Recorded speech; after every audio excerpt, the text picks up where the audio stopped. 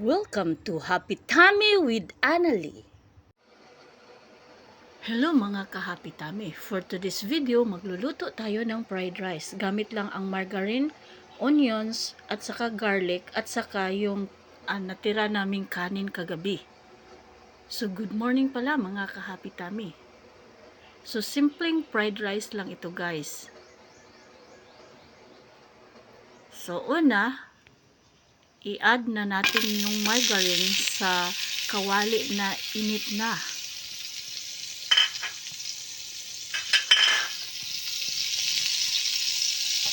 Ipatunaw natin ang margarine. Galing kasi ito sa ref namin.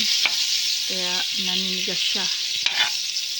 In Cebuano, nigahi.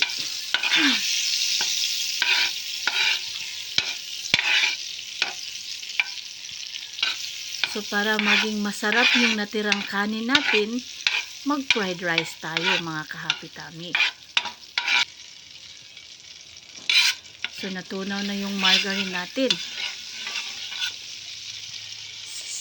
Sa inyo dyan mga ka-Happy Tummy, paano kayo mag-fried rice? This time, i-add na natin ang garlic at saka ang onions, red onions. Wala pala ang aking palagi mga ka-Happy Tummy, kaya ako lang din ang nagtitake ng video. Gusto ko kasing i-share sa inyo kung paano ako mag-fried rice. Sometimes, pag wala kaming margarine, gumamit ako ng kunting cooking oil. So this time, since may margarine sa ref namin, margarine ang ginamit natin. This time, i-add na natin ang kanin. In Cebuano, bahaw.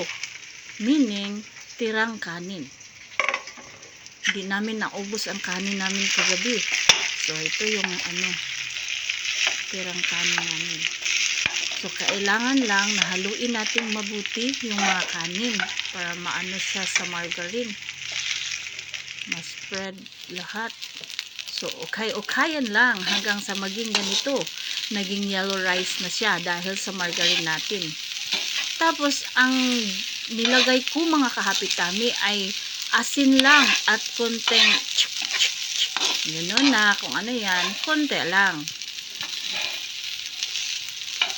So, masarap to mga ka-Happy Tummy. Ihalo lang natin ng mabuti para mahalo sa asin. Tapos, ito na siya. Maglagay na tayo ng spring onions para maganda tingnan. Yellow rice plus green onions or yung spring onions. Ito na, lagyan natin. So, mahilig ako sa spring onions mga ka-Happy Tummy dahil mahilig din ako sa green. So, ito na yung simpleng fried rice natin. Diba? Ang sarap niyan mga ka-Happy Tummy. Ginugutom na ako mga ka-Happy Tummy. So, thank you for watching mga ka-Happy Tummy. Just follow and subscribe lang for more videos like this. Thank you for watching.